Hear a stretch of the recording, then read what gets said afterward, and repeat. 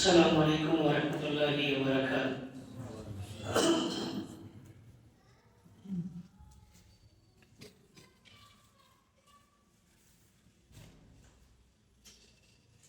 بسم اللہ الرحمن الرحیم۔ الحمد للہ رب العالمین والصلاة والسلام علی سید الانبیاء والمرسلین وعلى آلہ وصحبہ اجمعین ومن تبعهم بإحسان إلى يوم الدین، وبعد۔ قال الله تبارك وتعالى في كلامه المجيد: أعوذ بالله من الشيطان الرجيم، بسم الله الرحمن الرحيم۔ شهر رمضان الذي أنزل فيه القرآن هدى للناس وبينات من الهدى والفرقان، فمن شهد منكم الشهر فليصم، ومن كان مريضا أو على سفر فعدة من أيام أخر، يريد الله بكم اليسر ولا يريد بكم العسر، ولتكملوا العدة ولتكبروا الله على ما هداكم وَلَعَلَّكُمْ تَشْكُرُونَ۔ سورۃ البقرہ آیت نمبر 185۔ سبھی تعریفیں، بڑائی، کبریائی، حمد و ثنا اللہ رب العالمین کے لیے، جو اس دنیا کا تنہا خالق و مالک، رازق و پالنہار،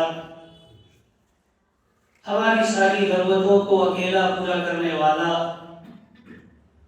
اور ہماری ساری عبادتوں کا وہی تنہا مستحق ہے۔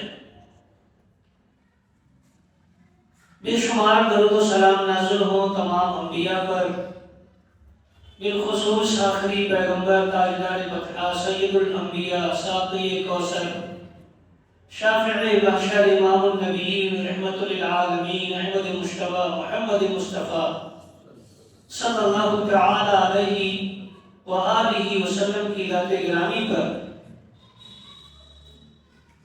اللہ رب العالمین اپنی رحمتیں اور برکتیں نازل فرمائے۔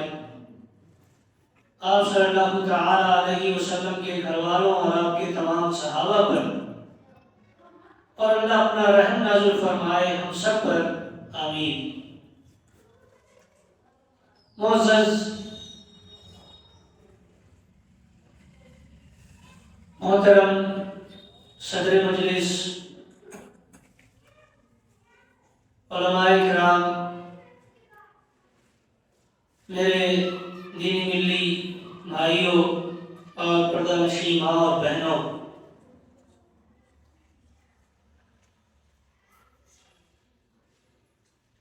آج کا یہ پروگرام جس عنوان پر رکھا گیا ہے وہ اس ناحیے سے بہت اہم ہے کہ یہ عنوان اسلام کے ایک بنیادی رکن رمضان کے صوم اور اس کے روزے سے متعلق ہے۔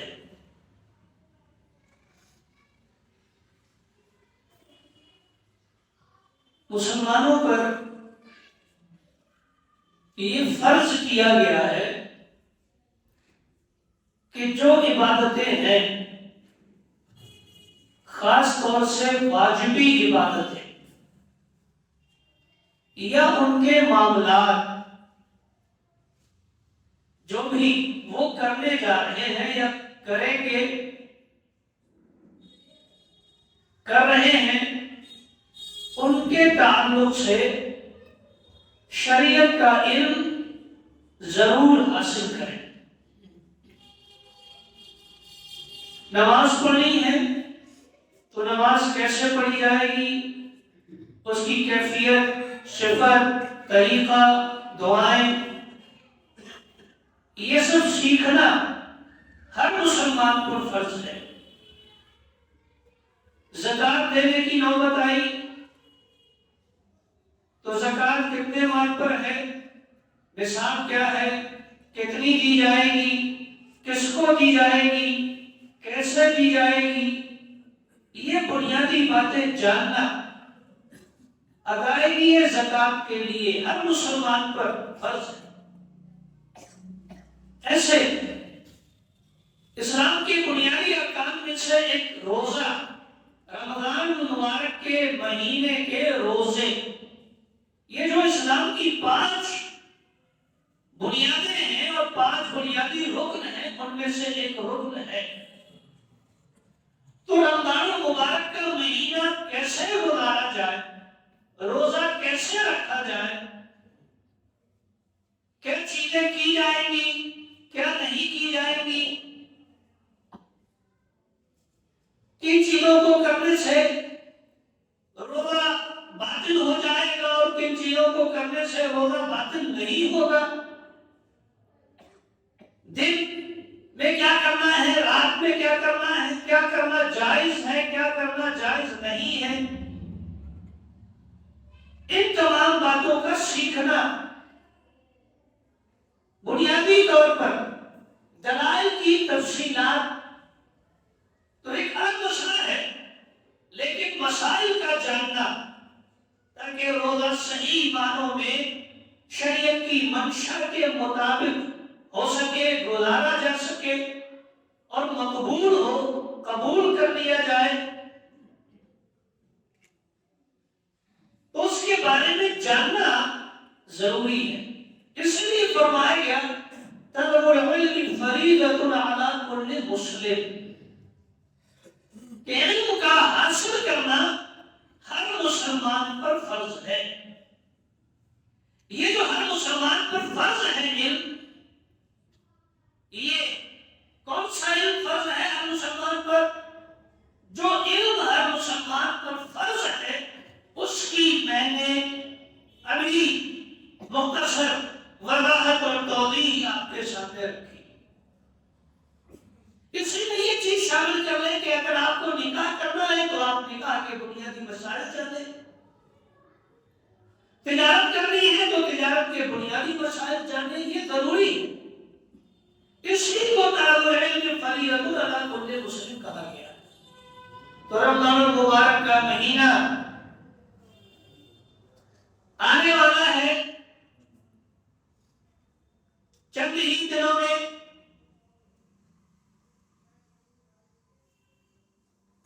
تو یہ مہینہ ہم کیسے گزاریں، اس حوالے سے آج کے اس درس میں ہم گفتگو کریں گے، اور درس میں بات ہوگی کہ کون سے اعمال ہمیں رمضان المبارک کا مہینہ گزارنے میں کرنے ہیں اور کون سے ایسے اعمال ہیں جن سے ہمیں اجتناب کرنا، بچنا ہے، اپنے آپ کو روکنا ہے، دور رکھنا ہے۔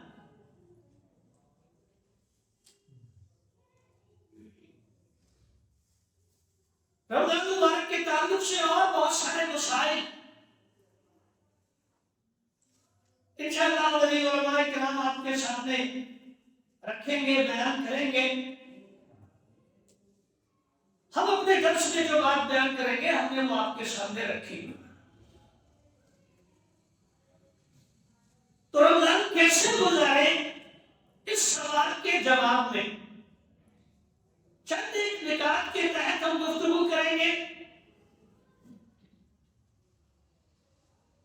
پہلے تو یہ ہے کہ رمضان آپ کو گزارنا ہے تو اس کے لیے ایک بنیادی بات رسول اللہ صلی اللہ علیہ وسلم نے رمضان المبارک کا مہینہ آنے سے پہلے اپنے اصحاب کے درمیان، صحابہ کے درمیان خطبے اور درس کے طور پر آپ نے بیان فرمائی۔ فرمایا جب رمضان المبارک کا مہینہ آتا ہے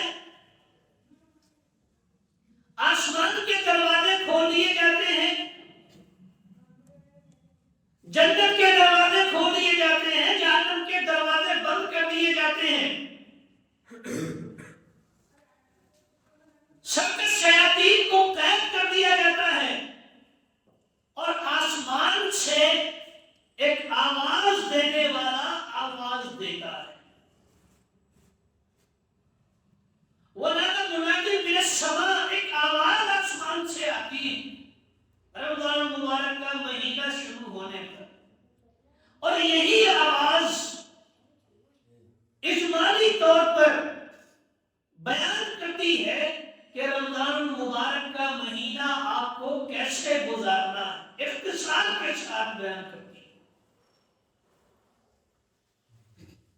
بنیاد بتاتی ہے آپ کو کہ رمضان مبارک کا مہینہ گزارنا کیسے۔ تو آواز کیا ہے، اعلان کیا ہے؟ یا باغی الخیر اقبل وَيَا بَاغِيَ الشَّرِّ اقْصِرْ،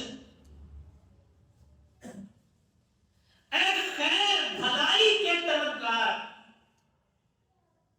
آگے بڑھ، بھلائی کے، نیکی کے، خیر کے کام کرنے میں اپنے آپ کو لگا، محنت کر، نیکی اور بھلائی کے کاموں کو انجام دینے میں، اور اے برائی کا ارادہ رکھنے والے برائی سے باز آ جا۔ تو یہ اجمالی بیان ہوا اس بات کا کہ رمضان آپ کو کیسے گزارنا، نیکی کے، خیر کے، بھلائی کے کاموں میں پیش رہنا ہے، اعمال صالحہ کو، نیک اعمال کو خوب سے خوب کرنا ہے، اور برائی کے کاموں سے اجتناب کرنا ہے، باز رکھنا ہے۔ یہ اجمالی بیان۔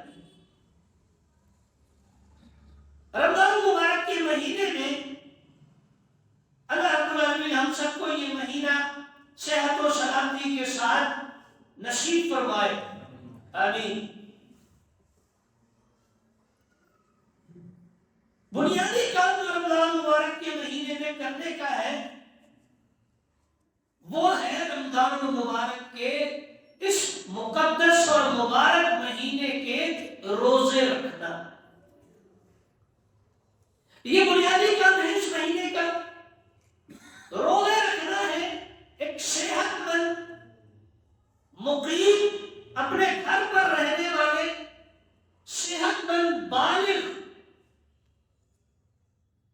انسان مسلمان کے لیے رمضان المبارک کے مہینے کے روزے رکھنا فرض ہے۔ فرمایا گیا فَمَنْ شَهِدَ مِنْكُمُ الشَّهْرَ فَلْيَصُمْ، تم میں سے جو آدمی بھی مسلمان بالغ صحت کے ساتھ اور اپنے گھر پر رہتے ہوئے رمضان المبارک کا مہینہ پالے، بس اس کے لیے لازم ہے کہ وہ اس مہینے کے روزے رکھے۔ ومن کان مریضا، اور اگر کوئی آدمی مریض ہے، بیمار ہے اس مہینے میں، اور علی سفر یا سفر پر چلا گیا ہے، تو اس کے لیے یہ رخصت ہے کہ بعد میں ان چھوٹے ہوئے روزوں کی قضا کرے گا اور روزے رکھے۔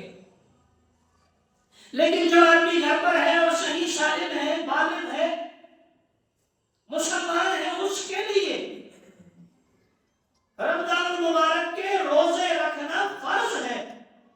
الا یہ کہ کوئی عورت ہو اور مہینے کے خاص دنوں میں ہو تو اسے مہینے کے خاص دنوں میں، رمضان کے مہینے میں روزہ نہ رکھنے کا حکم دیا گیا ہے، بعد میں وہ ان چھوڑے ہوئے دنوں کی قضا کرے گی۔ کوئی عورت پریگننسی کی حالت میں ہے، رمضان مبارک کے مہینے میں روزے نہیں رکھ سکتی، رخصت ہے، پھر جب اس حالت سے گزر جائے گی اور صحیح ہو جائے گی، نارمل حالت میں ہوگی، روزے رکھے گی۔ تو روزے رکھنا اس مہینے کا، رمضان مبارک کے مہینے کا سب سے اہم काम है।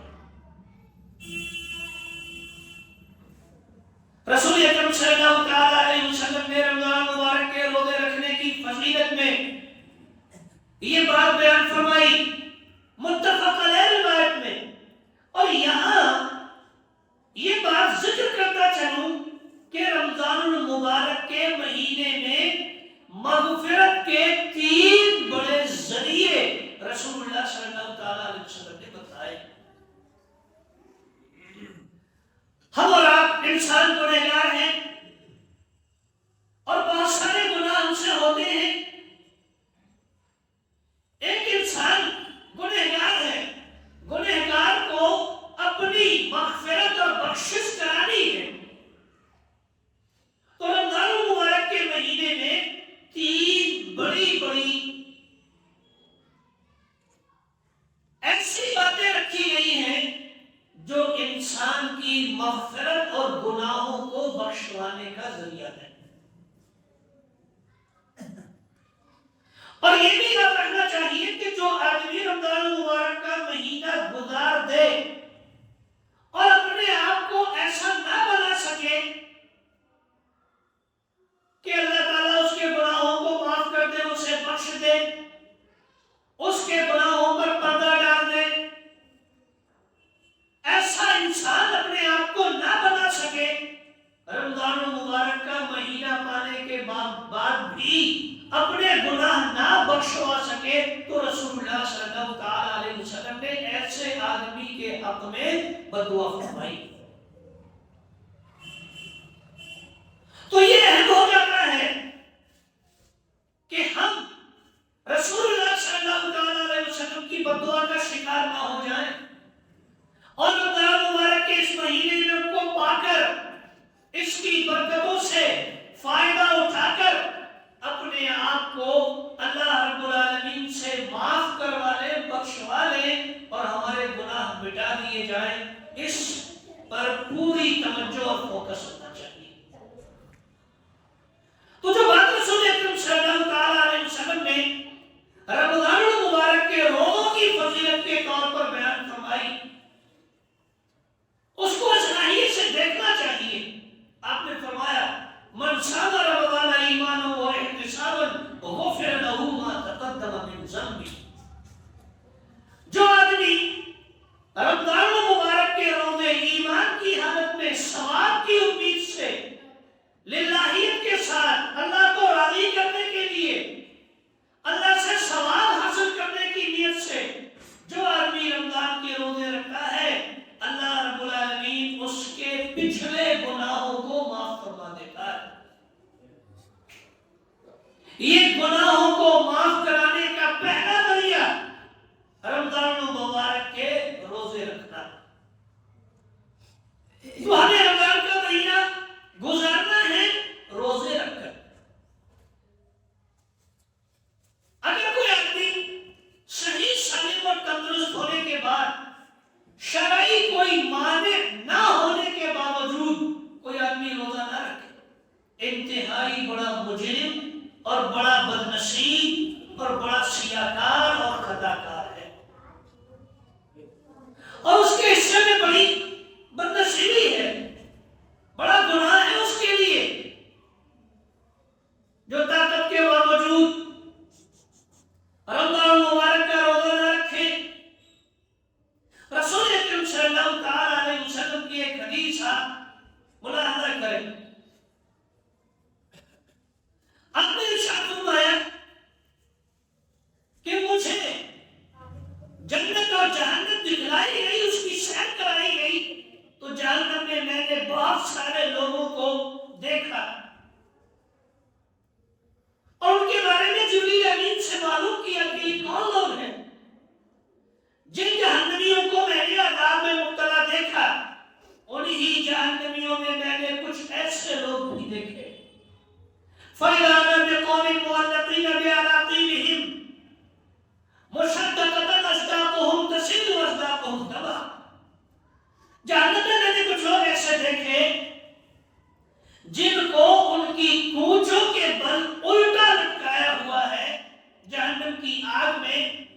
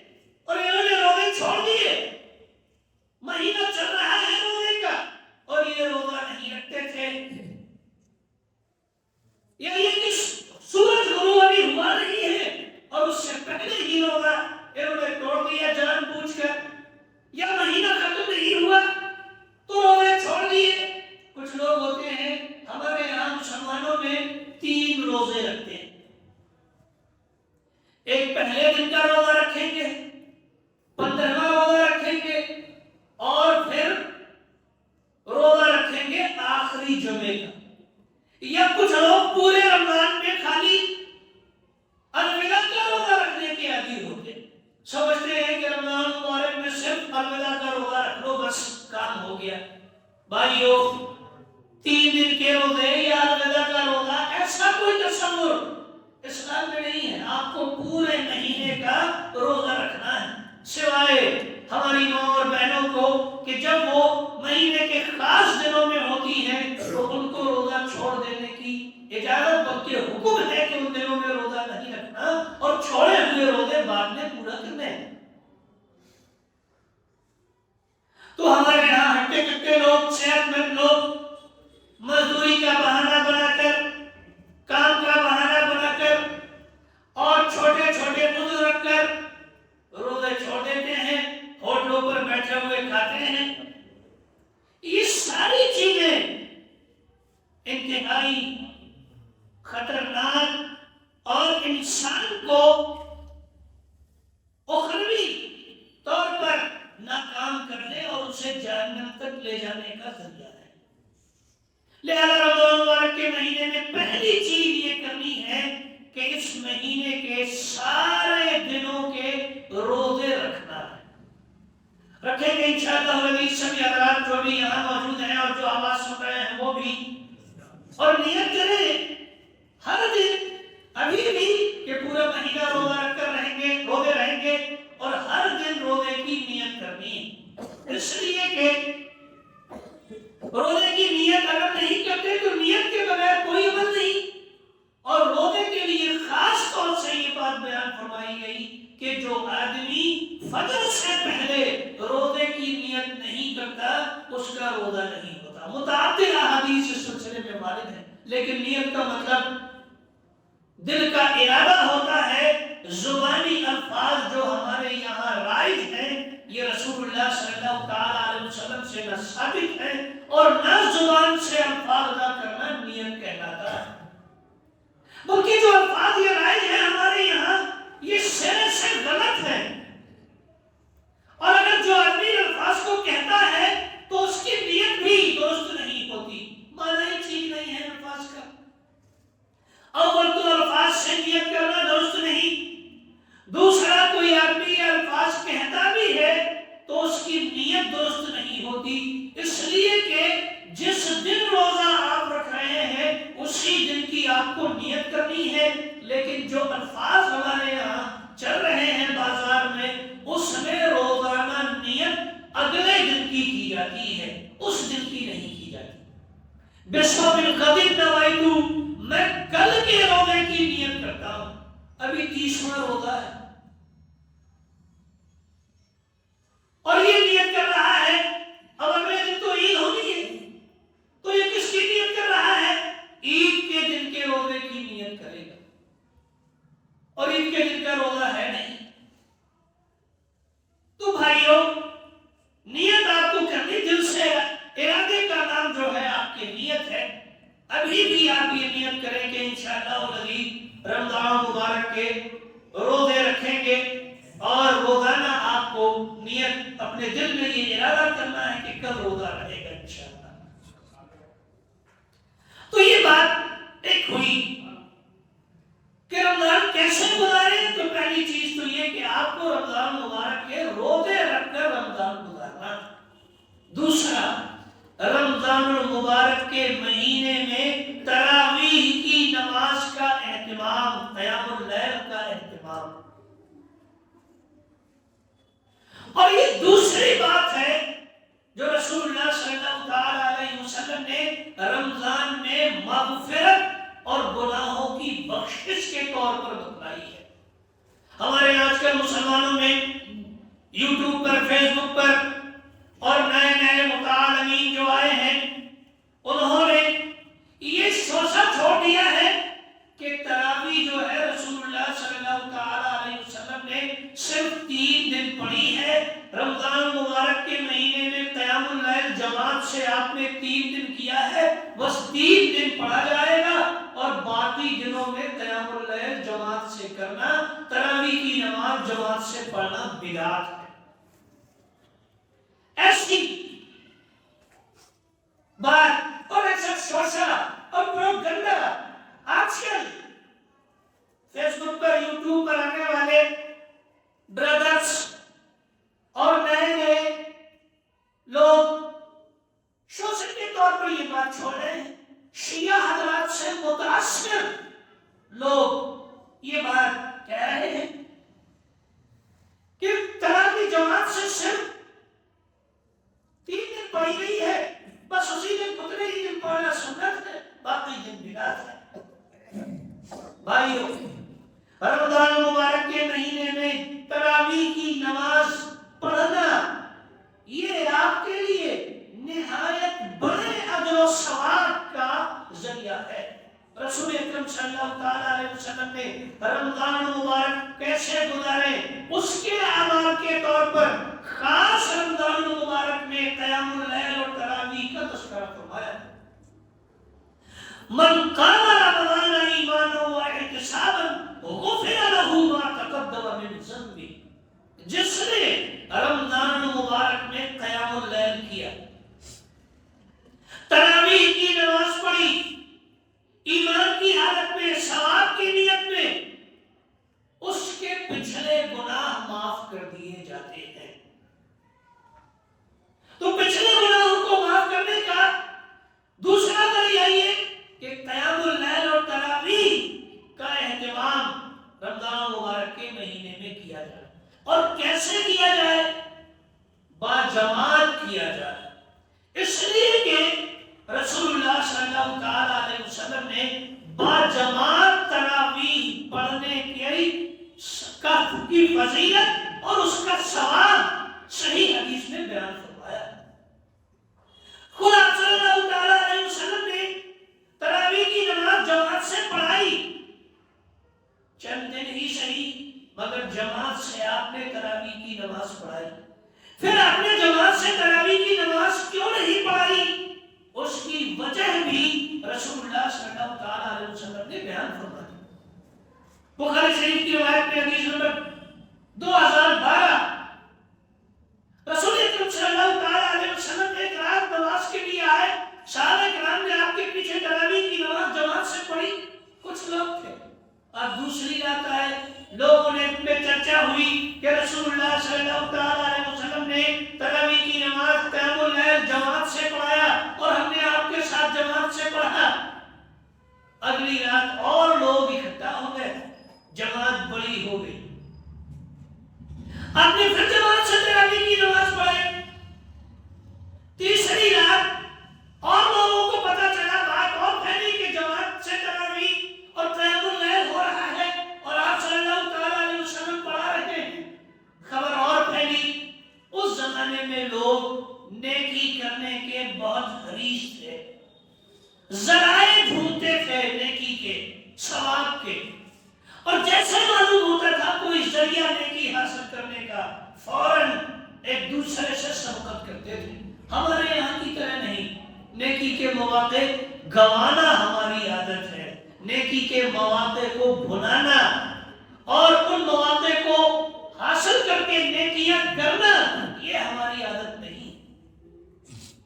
پروگرام ہے، دینی مجلس ہے، اس میں بیٹھنے کا ثواب ہے، علماء بیان کرتے رہتے ہیں، اشتہار نکلے، اعلانات ہوں، لیکن شرکت کے لیے آدمی اپنے آپ کو تیار نہ کر پائے اس لیے کہ نیکی کی طلب نہیں ہے، نیکی کی حرص نہیں ہے، نیکی کا لالچ نہیں ہے، نیکی کا فائدہ معلوم نہیں ہے. ایک ایک نیکی میدان محشر میں آپ کو کے لیے بہت مہنگی ہونے والی ہے بھائی. تو وہ لوگ نیکیوں کے حریص تھے، انہیں نیکیوں کی تمنا تھی اور نیکیوں میں اپنے آپ کو آگے رکھتے تھے. تو جب پتہ چلا کہ رسول اللہ صلی اللہ علیہ وسلم جماعت سے تراویح پڑھا رہے ہیں، قیام اللیل ہو رہی ہے، اور زیادہ لوگ اکٹھے ہو گئے، آپ نے پڑھائے. چوتھی رات پھر اور خبر پر لوگوں کو ہی اس زمانے میں واٹس ایپ فیس بک تو تھا نہیں اور نہ ہی مائک ہوا کرتے تھے، لوگوں کی آبادیاں بھی دور دور تھی.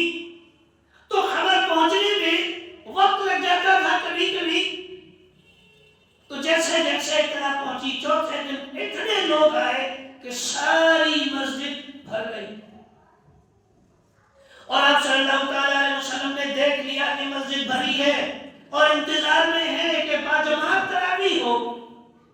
آپ صلی اللہ تعالیٰ علیہ وسلم رات بھر نہیں آئے، فجر کی نماز میں آئے اور فجر کی نماز کے بعد خطبہ ارشاد فرمایا، مختصر خطبہ ارشاد فرمایا، اور اس میں آپ صلی اللہ تعالیٰ علیہ وسلم نے یہ الفاظ کہے، اما بعد فإنه لم يخفى علي مكانكم. اللہ کی حمد اور درود و سلام کے بعد، حمد و صلات کے بعد، دیکھو لوگو، مجھے معلوم تھا کہ تم لوگ مسجد میں اکٹھا ہو اور ساری مسجد کھچکھچ تم سے بھری ہے، یہ میں جانتا تھا، لیکن میں نہیں آیا باجماعت نماز پڑھانے کے لیے، اس لیے کہ مجھے ڈر تھا کہ کہیں میں تمہیں مسلسل جماعت سے نماز پڑھاؤں تو اللہ رب العالمین کہیں تم پر تراویح کی نماز باجماعت فرض ادا کر دے اور پھر تم دشواری میں پڑ جاؤ. اس لیے میں نے قدم پیچھے کھینچ لیا، نہیں آیا. کیوں؟ تاکہ فرض نہ ہو جائے. یہ فرض کب تک ہو سکتی تھی؟ جب تک رسول اللہ صلی اللہ تعالی علیہ وسلم حیات تھے، وہی کا سلسلہ جاری تھا. تبھی تک یہ اندیشہ تھا کہ کوئی چیز فرض ہو جائے، واجب ہو جائے، مستحب ہو جائے یا منسوخ کر دی جائے. یہ بات تبھی تک تھی جب تک آپ صلی اللہ تعالی علیہ وسلم حیات تھے. آپ اس دنیا سے چلے گئے، یہ خدشہ ختم ہو گیا. اب جو کام آپ صلی اللہ تعالی علیہ وسلم نے کر لیا، ایک بار بھی کیا، وہ مسنون اور مستحب اور سنت ہو گیا بھائیو. اس کا کرنا سنت ہے.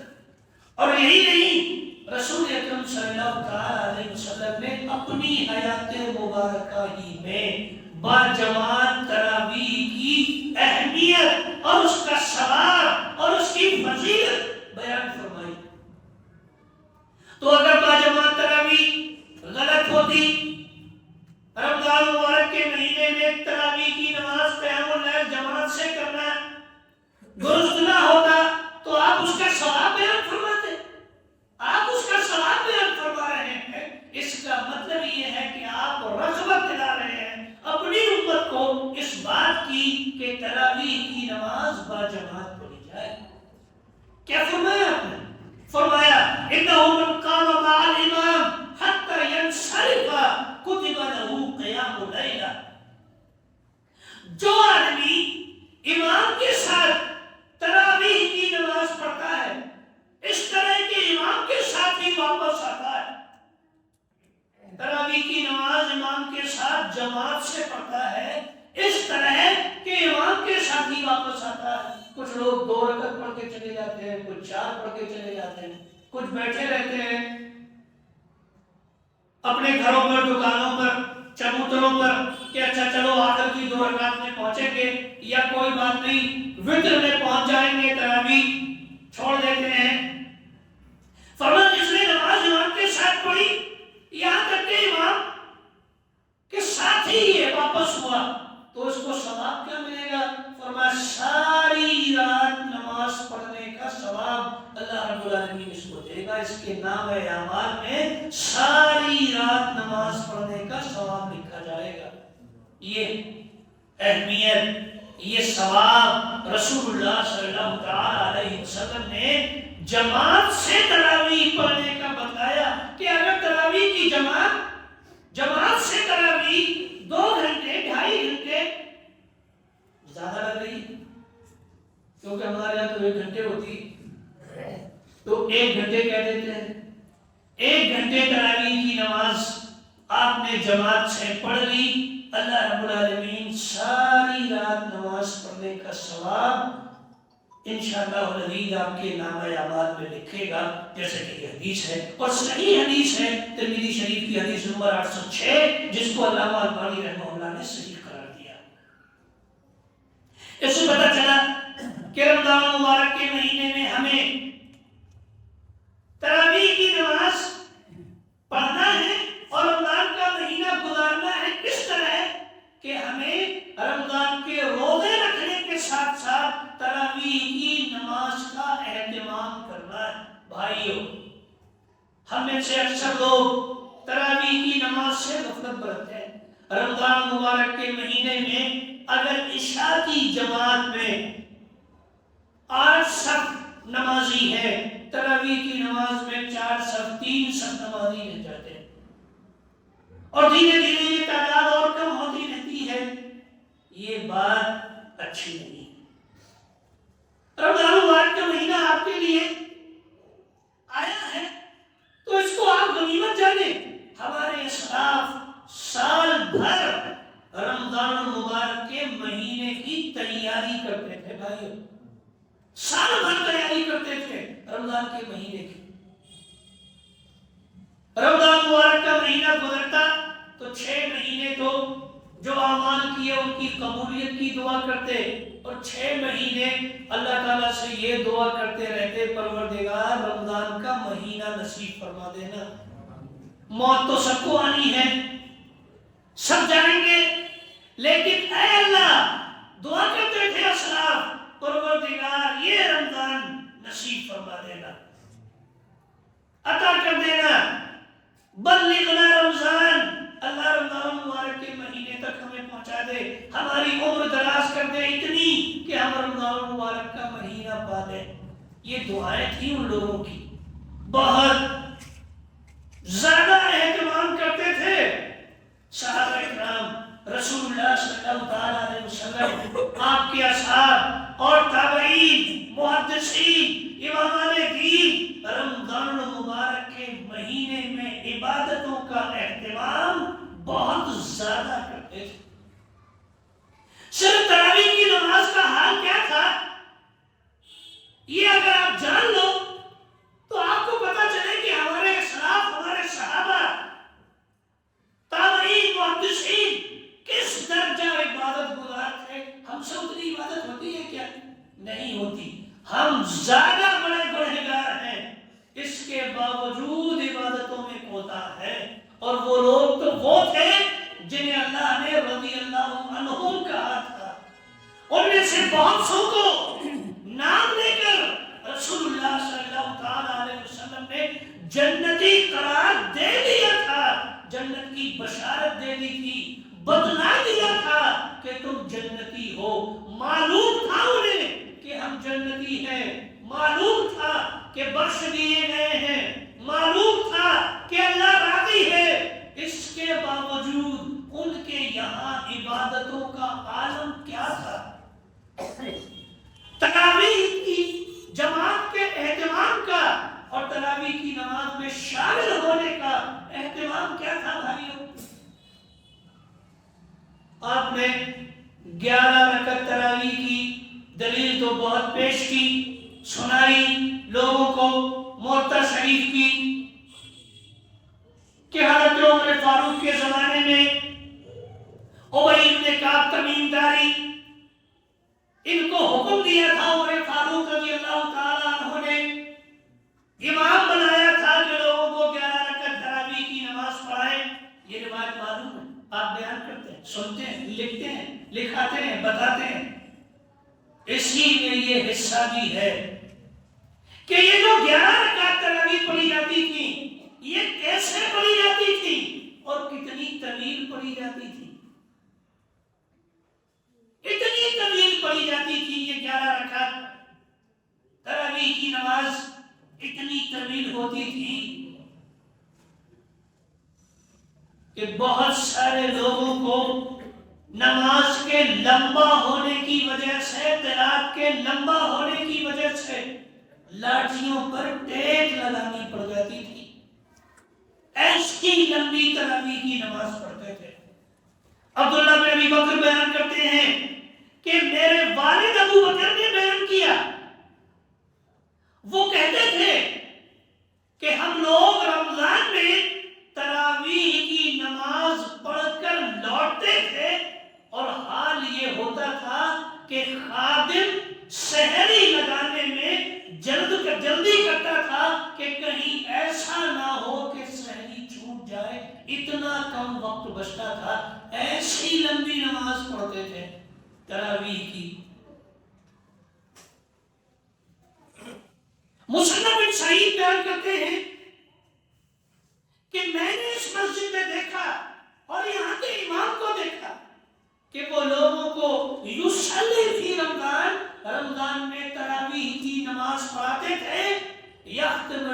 فی کل ثلاث، ہر 3 دن میں ایک قرآن ختم ہوتا تھا بھائیو، ہر 3 دن میں ایک قرآن تراویح کی نماز میں ختم ہوتا تھا. اور وہ جو ایک قرآن ختم ہوتا تھا ہر 3 دن میں، ہمارے یہاں کی طرح وہ لوگ قرآن کے ساتھ کھلواڑ کرنے والے نہیں تھے کہ قرآن کو اس قدر اسپیڈ سے پڑھے کہ کچھ سمجھ میں ہی نہ آئے اور اس کی تلاوت کا حق ادا نہ ہو. ایسا کرنے والے وہ لوگ نہیں تھے، لیکن خوب لمبی نمازیں ہوتی تھیں، قرآن خوب پڑھا جاتا تھا. پھر جب قتادہ امام ہوئے تو قتادہ نے یہ کیا کہ انہوں نے اس قدر لمبی نماز پڑھائی کہ ایک قرآن 7 دنوں میں مکمل ہو جاتا تھا تراویح کی نماز میں. یہ ان کی نمازوں میں قرآن مجید پڑھنے کی کیفیت تھی. 3 دن میں اگر قرآن مجید مکمل ہو، یعنی ایک دن میں 10 پارے بھائی ایک تراویح میں. اور ہمارے یہاں جو قول رائج ہے، اگر امام صاحب کبھی قرات لمبی کر دیں، تھوڑا ٹھہر جائیں، آیات پر غور کرتے ہوئے، اس کے مفاہیم پر غور کرتے ہوئے، کبھی انہیں رونا آ جائے، حالت رون جائے، اور کوئی ایک آیت کئی بار پڑھ دیں، آگے نہ بڑھا جائے اور تھوڑی دیر ہو جائے، تو ہمارے یہاں لوگ بولتے ہیں امام صاحب نماز بہت لمبی کر دی، آج تراویح بہت لمبی پڑھا دی آپ نے. ایسی شکایت کرتے ہیں نا ہمارے، الٹی شکایت ہو گئی. شکایت کیا تھی اس زمانے میں؟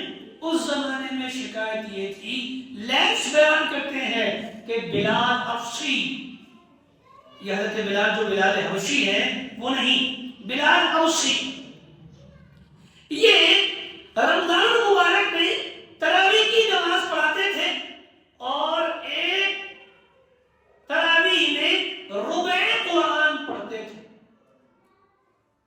قرآن کے 4 حصے کر لیے، 30 پاروں کو آپ 4 حصوں میں بانٹ دیجئے تو 7.5 پارے سمتھنگ، 7.5 پارے پڑھتے تھے. اور کبھی اگر اس سے کم پڑھ دیا تو لوگ کہتے تھے قد خففت من اللیل، آج آپ نے نماز بہت ہلکی پڑھائی. سمجھ رہے ہیں بھائی؟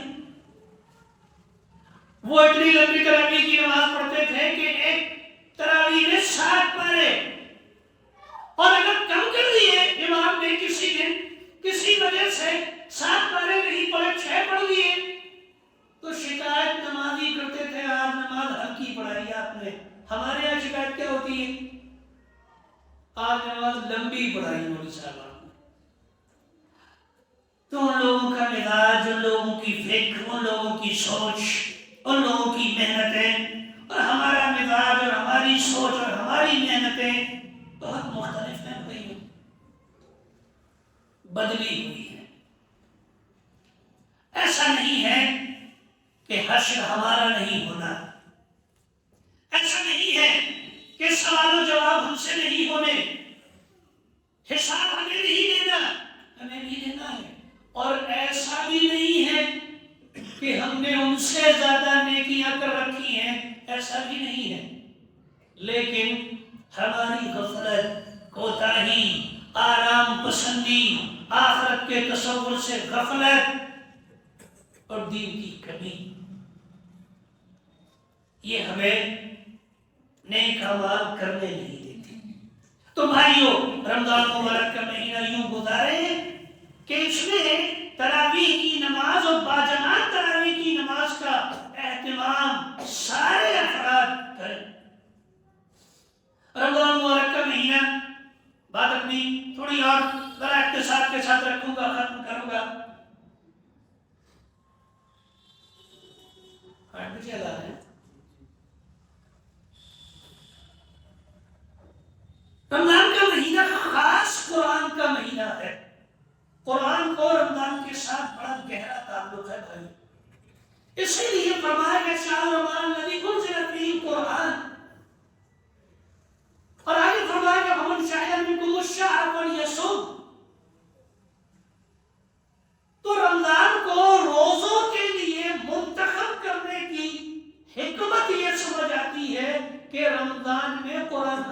کیا گیا، اس لیے رمضان کو روزوں کے لیے منتخب کیا گیا۔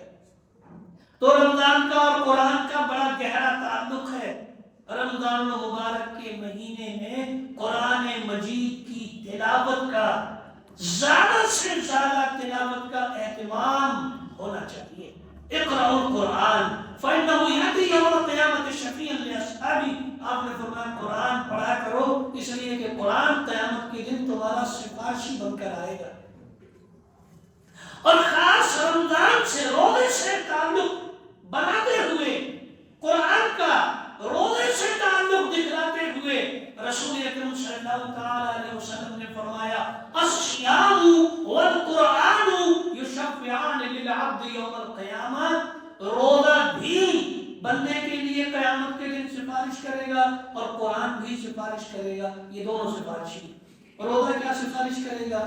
روزہ سفارش کرے گا کہ اللہ تعالیٰ میں نے دن میں اس کو کھانے سے اور شہوت سے، خواہشات کی تکمیل سے روک دیا تھا، اور یہ رکا رہا تھا میری وجہ سے کہ میں نے اسے روک دیا شہوات کی تکمیل سے، خواہشات پوری کرنے سے، اور کھانے پینے سے روک دیا تھا میں نے اسے، یہ رکا رہا، اللہ میرے اس کے حق میں میری سفارش قبول کر لے۔ قرآن کھڑا ہوگا، قرآن کہے گا میں نے اس کو رات میں سونے سے روک دیا تھا۔ اب بھائی یہ ایک عجیب بات ہے، قرآن سفارش کرتے ہوئے کیا الفاظ کہہ رہا ہے؟ یہ نہیں کہہ رہا ہے کہ یہ دن میں مجھے پڑھتا تھا، جیسے ہمارے یہاں قرآن پڑھنے والے اپنا معمول بناتے ہیں کہ ایک پارہ ظہر بعد، ایک پارہ عصر بعد، ایک پارہ فجر بعد، ایسا بھی کریں آپ، اس میں کوئی حرج کی بات نہیں، لیکن قرآن جو الفاظ استعمال کر رہا ہے سفارش کرتے وقت، وہ الفاظ کیا ہیں؟ منعتہ عن النوم باللیل، میں نے اس کو رات میں سونے سے روکے رکھا۔ کیوں؟ موبائل چلا رہا تھا، فیس بک پہ، واٹس ایپ پہ میسج کر رہا تھا؟ نہیں، رات میں پڑھ رہا تھا، مجھے تلاوت کر رہا تھا، قیام اللیل میں، تراویح میں امام تھا، پڑھ رہا تھا قرآن، امام کے پیچھے قرآن سن رہا تھا، سو نہیں رہا تھا، قرآن پڑھ رہا تھا رات میں، یہ تو مجھے جو کہ پڑھ رہا تھا، میری تلاوت کر رہا تھا، میں نے اسے رات میں سونے سے روکے رکھا۔ پروردگار اس کے حق میں میری سفارش قبول کر لے، اللہ تعالیٰ اس کی سفارش قبول کر کے بندے کو چھوڑ دے گا، جانے دے گا، اس کو پروانہ نجات عطا کرے گا۔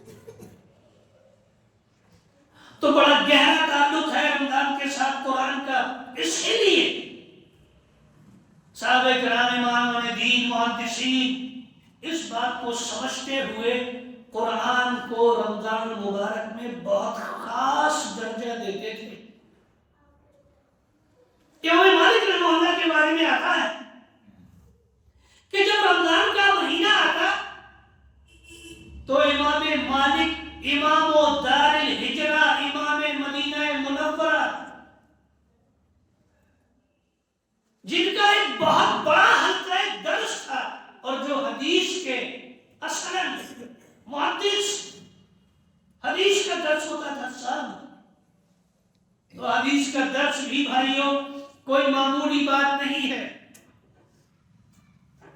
علم دین سکھانا یہ معمولی عبادت نہیں ہے، بڑی عبادت ہے، بڑا کام ہے۔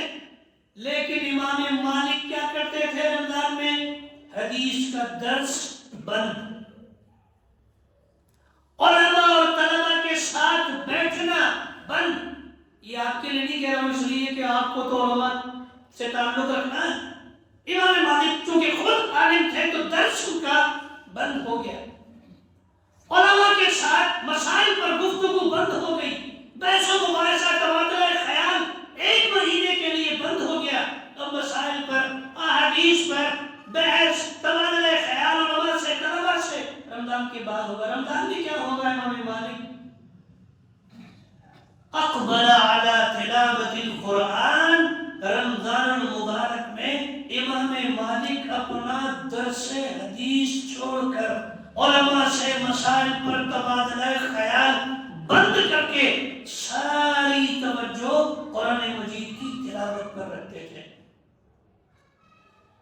امام بخاری رحمہ اللہ،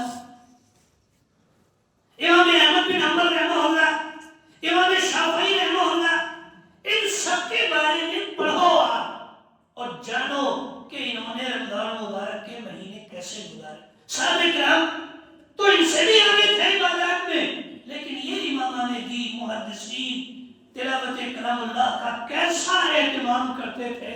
بعض محدثین کی رائے یہ تھی کہ قرآن کو جو 3 دن سے کم میں پڑھنے کی ممانعت ہے کہ قرآن 3 دن سے کم میں نہ پورا کیا جائے، یہ ممانعت رمضان کے علاوہ دیگر دنوں میں ہے، رمضان میں نہیں ہے۔ بعض محدثین کی رائے تھی، اسی لیے وہ ایک دن میں ایک قرآن مکمل کر لیا کرتے تھے امام دین، کیونکہ وہی سمجھتے تھے، ان کا اپنا موقف تھا یہ کہ 3 دن سے کم میں جو قرآن پڑھنے کی ممانعت ہے، رسول اللہ صلی اللہ علیہ وسلم نے منع فرمایا ہے، وہ عام دنوں میں اس کا تعلق رمضان سے نہیں ہے۔ تو ایک دن میں بھی بعض ائمہ سے ایک قرآن مکمل کرنا ان کی سوانے میں ذکر کیا ہے۔ علامہ ذہبی نے سیر اعلام النبلاء میں کئی محدثین ذکر فرمایا۔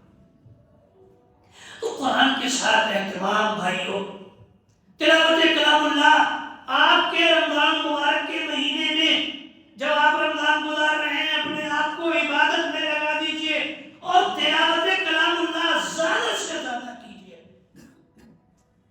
رات میں، دن میں تلاوت کلام اللہ زیادہ سے زیادہ۔ آپ اپنے گودام پر ہیں، دکان پر ہیں، کہیں ہیں، گئے ہیں، اب اپنے ساتھ کلام اللہ رکھیے، کلام پاک رکھیے۔ اپنے دکان پر بیٹھ کر بھی آپ پڑھ سکتے ہیں، گودام پر بیٹھ کر پڑھ سکتے ہیں، اور اگر تھوڑا وقت آپ ایک مہینے کے لیے دکان کو، گودام کا کم کر کے تلاوت کلام پاک کے لیے نکال لیں تو اس میں کوئی بڑی عیب کی بات نہیں ہے، اچھی بات ہے۔ تو کلام پاک کی تلاوت زیادہ سے زیادہ رمضان مبارک کے مہینے میں کرنا چاہیے۔ یہ رمضان مبارک جب آپ مہینہ پائیں، گزاریں، تو اپنے اعمال کی لسٹ میں تلاوت کلام پاک کو شامل رکھیں اور یہ کوشش کریں کہ آپ دن میں زیادہ سے زیادہ قرآن پڑھ سکیں۔ ایک اور بات، رمضان مبارک سے دعا کا بھی بہت گہرا تعلق ہے۔ دعا رمضان مبارک کے مہینے میں آپ کو اٹھتے بیٹھتے، چلتے پھرتے اور یکسو ہو کر دعا کرنی چاہیے اللہ تعالیٰ سے۔ رمضان مبارک کی جو آیات ہیں ان کے درمیان میں اللہ تعالیٰ نے دعا کی آیت بیان فرمائی۔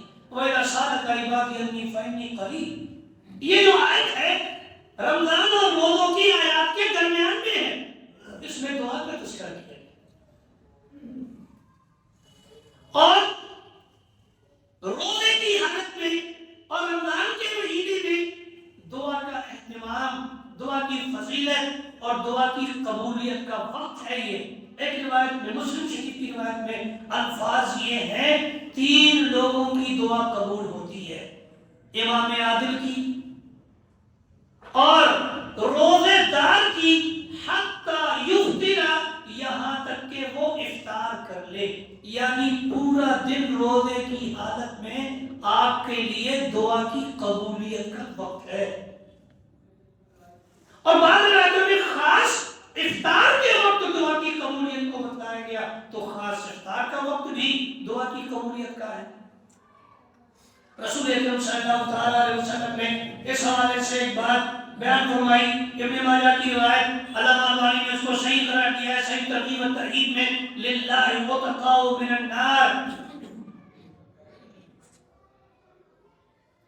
کہ اللہ رب العالمین روزانہ افطار کے وقت بہت سے لوگوں کو جہنم سے آزاد کرتا ہے، وَذَلِكَ فِي كُلِّ لَيْلَةٍ، اور ایسا ہر دن ہوتا ہے۔ تو اللہ تعالیٰ بہت سے لوگوں کو جہنم سے آزاد کرتا ہے روزانہ، کچھ بندوں کو، بہت سے بندوں کو اللہ تعالیٰ جہنم سے آزادی ان کے لیے لکھتا ہے ان کے مقدر میں، کہ میں نے اس بندے کو جہنم سے آزاد کر دیا۔ آج اتنے بندے، اگلے دن اتنے بندے، پھر اور بندے، روزانہ تعداد کو جہنم سے آزاد کرتا ہے۔ اللہ تعالیٰ ہمیں بھی ان بندوں میں لکھ دے جنہیں اللہ رب العالمین جہنم سے آزاد فرما دیتا ہے، اور ہمیں جہنم سے آزادی کا پروانہ لکھ دے ہمارے مقدر میں، اور ہمیں نجات دے دے۔ اس کی دعا بھائیوں کرنی چاہیے۔ تو دعا آپ کریں خاص طور سے رمضان میں، افطار کے وقت بھی اور پورے دن بھی، اور سحر کے وقت بھی، کہ سحر کا وقت بھی قبولیت کا ہے، روزے کی حالت بھی قبولیت کی حالت ہے، اور افطار کا وقت بھی دعا کی قبولیت کا وقت ہے۔ دعا کا اہتمام کریں۔ مائیں اور بہنیں غفلت کا شکار ہو جاتی ہیں سحری بنانے میں، اس کے بعد سو جانے میں، اس کے بعد اٹھ کر گھریلو کام کرنے میں، پھر افطار بنانے میں، اور افطار کے بعد پھر افطار کے برتن سمیٹنے میں، اور پھر تھک ہار کر مختصر نماز پڑھ کر بستر پکڑ لیتی ہیں۔ بھائیو اللہ کی بندیوں پر تھوڑا رحم کرو، ہلکی غذا کھا لو، ڈشیں کم کروا لو، ان کو تھوڑا آرام دو۔ عبادت کا مہینہ ہے، خود بھی عبادت کرو اور انہیں بھی عبادت کا موقع دو۔ ہم ایسی فرمائشیں لے کر آ جاتے ہیں، رمضان مبارک کا مہینہ شروع ہونے سے پہلے لسٹ بنا لی، روزانہ سحری کی، روزانہ افطار کی۔ اب بیچاری پورا مہینہ عورت جو ہے سحر افطار بنانے کے چکر میں ہی گزار دیتی ہے، اور ہم بھی اپنے غذائیں کھا کھا کر ڈکارے لینے اور پیٹ پر تون پر ہاتھ پھیلا کر موج کرنے میں مہینہ گزار دیتے ہیں۔ بھائیو یہ مہینہ آپ کو بھوک سکھانے کا تھا، کھانا کھلانے کا نہیں تھا۔ اس لیے تھا کہ آپ بھوک سیکھیں۔ تو ہم نے بجائے اس کے کہ ہم اس کی حکمت کو سمجھتے، اس میں اور زیادہ خوراک کا انتظام کر دیا اور عبادتوں سے غافل ہو گئے۔ ہم بھی خود اتنا کھا لیتے ہیں کہ تراویح میں آنا مشکل ہو جاتا ہے۔ عورتیں بیچاری بناتے بناتے پریشان ہوتی ہیں، برتن سمیٹتے سمیٹتے دن بھر کام کاج کے تھک جاتی ہیں، پھر جلد بستر پکڑ لیتی ہیں۔ ماں اور بہنیں توجہ دیں اس بات پر، بھائیوں کو بھی اس طرف توجہ دینی چاہیے کہ تھوڑا ان کو عبادت کے لیے خواتین کے ماحول پیدا کریں، اور عورتیں اگر میری ماں اور بہنیں توجہ دیں تو وہ چلتے پھرتے اپنے گھریلو کام کاج میں لگے لگے بھی عبادت کر سکتی ہیں۔ اللہ کا ذکر، سبحان اللہ، الحمدللہ، لا الہ الا اللہ، اللہ اکبر، یہ کلمات کہنا کوئی بھاری ہے؟ آسان ہے، ہر وقت آدمی کہہ سکتا ہے، کہتے رہنا چاہیے۔ ان کی بڑی فضیلت ہے، بڑا ثواب ہے، اس جانب میں بات نہیں لے جاتا۔ ایک بات اور بیان کر کے بات اپنی ختم کروں۔ رمضان المبارک کے مہینے میں ہمیں کیا کرنا چاہیے اور رمضان کیسے گزارنا چاہیے، اس پر میں نے گفتگو کی۔ روزہ رکھیں، تراویح باجماعت پڑھیں، تلاوت کلام اللہ زیادہ سے زیادہ کریں، دعا کا اہتمام کریں، اپنے لیے دعا کریں، والدین کے لیے دعا کریں، اولاد کے لیے دعا کریں، مسلمانوں کے حق میں دعا کریں، اسلام کے لیے دعا کریں، سب کے لیے دعا کریں، دعا کا خوب اہتمام کریں، اور اپنے آپ کو جہنم سے بچانے کی دعا کریں۔ ساتھ ہی اذکار کا اہتمام کثرت کے ساتھ کریں۔ سبحان اللہ، الحمدللہ، لا الہ الا اللہ، اللہ اکبر، یہ 4 کلمات اللہ کو سب سے زیادہ پسندیدہ ہیں، آسان ہیں، بے شمار فضائل ہیں ان کے۔ مائیں اور بہنیں بھی ان کو یاد کر لیں، بڑی آسان ہیں۔ سبحان اللہ، الحمدللہ، اللہ اکبر، لا الہ الا اللہ، آگے پیچھے کچھ بھی آپ کر لیں، کچھ بھی پہلے کہہ لیں، کچھ بھی بعد میں کہہ لیں، چلے گا۔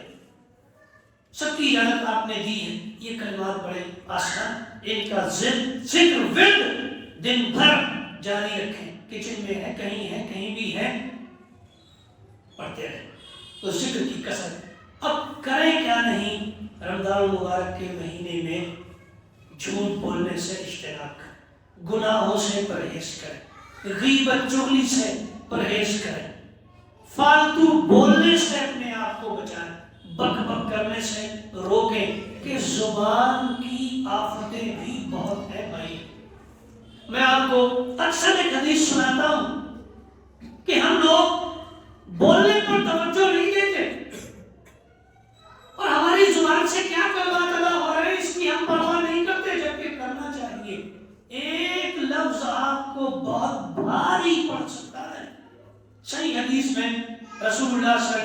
علیہ وسلم نے فرمایا انسان اپنی زبان سے اللہ کی ناراضی کا ایک کلمہ بولتا ہے، اللہ تعالیٰ اس پر ایسا ناراض ہوتا ہے کہ جہنم میں اس کو گرا دیتا ہے، پھینک دیتا ہے، ڈال دیتا ہے، لڑکا دیتا ہے اسے جہنم میں۔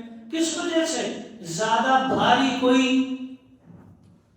دکھنے بظاہر بہت بھاری لگنے والی کوئی حرکت اس نے نہیں کی، ایک کلمہ اللہ کی ناراضی کا بولا۔ تو زبان بڑی اہم ہے بھائیوں بہنوں، خاص طور سے خواتین زبان استعمال کرنے میں بڑی غیر محتاط ہوتی ہے، اور آج کل مرد بھی کچھ کم نہیں ہے، زبان کا استعمال بہت محتاط ہو کر کریں، کوشش یہ کریں کہ کم بولیں۔ فَلْيَقُلْ خَيْرًا أَوْ لِيَصْمُتْ، اچھی بات کریں ورنہ خاموش رہیں۔ خاموش رہنا بھی آپ کو سکھایا ہے، شریعت نے بتلایا ہے کہ خاموش رہا کرو بھائی، زیادہ بولو مت، اور بول رہے ہو تو اچھی بات کرو۔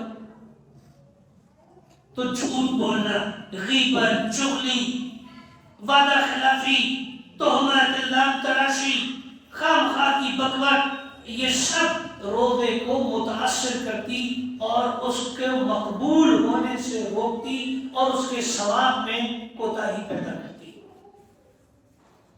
مَلَمْ يَدَعْ قَوْلَ الزُّورِ وَالْعَمَلَ بِهِ فَلَيْسَ لِلَّهِ حَاجَةٌ فِي أَن يَدَعَ طَعَامَهُ وَشَرَابَهُ، جو آدمی جھوٹ بولنا نہ چھوڑے، غلط بات پر عمل کرنا نہ چھوڑے، بدعملی نہ چھوڑے، تو اللہ تعالیٰ کو پھر اس کے بھوکے پیاسے رہنے کی کوئی ضرورت نہیں ہے۔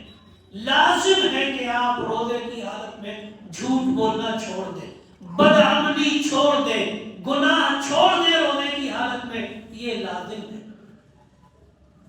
تو بھائیوں روزے کی حالت میں جھوٹ، غیبت، چغلی یا بدعملی کوئی بھی گناہ کا کام نہ کریں، اس لیے کہ کرتے ہیں تو پھر روزہ متاثر ہوتا ہے۔ کوئی آدمی لڑے، ہرگز نہ لڑو، کوئی گالی دے اس کی گالی کا جواب نہ دو، کوئی برا بھلا کہے اس سے دور ہٹ جاؤ۔ رسول اکرم صلی اللہ علیہ وسلم نے اس کی نصیحت فرمائی۔ بات اپنی مختصر کر کے ختم کر رہا ہوں بھائیوں، یہ باتیں چند آپ کو بتلائی گئیں کہ رمضان مبارک کا مہینہ کیسے گزاریں، نیک اعمال میں اپنے آپ کو لگائیں، برائیوں کے کاموں سے اپنے آپ کو روکیں، یا باغی الخیر اقبل، نیکی کرنے والے نیکی کے کام خوب کر اور زیادہ سے زیادہ کر، وَيَا بَاغِيَ الشَّرِّ، اور برائی کا ارادہ رکھنے والے اکثر برائی سے باز آ جائیں۔ اللہ رب العالمین سے دعا ہے پروردگار کہنے سننے سے زیادہ عمل کی توفیق عطا فرمائے، ہم سب کو رمضان المبارک کا مہینہ صحت و سلامتی کے ساتھ عطا فرمائے۔ پروردگار ہمیں رمضان مبارک کے مہینے میں زیادہ سے زیادہ عبادتیں کرنے والا بنا دے۔ پروردگار ہمیں رمضان مبارک کی فیوز و برکات سے استفادہ کرنے والا، فائدہ اٹھانے والا بنا دے۔ پروردگار ہماری سوچ، ہماری فکر کچھ اور ہے، اللہ رب العالمین ہماری فکر اور سوچ کو درست سمت عطا کر کے اپنی طرف موڑ دے، اپنی عبادت کی طرف موڑ دے اور دین کی طرف پھیر دے۔ آمین۔ وآخر دعوانا الحمدللہ رب العالمین۔ السلام علیکم۔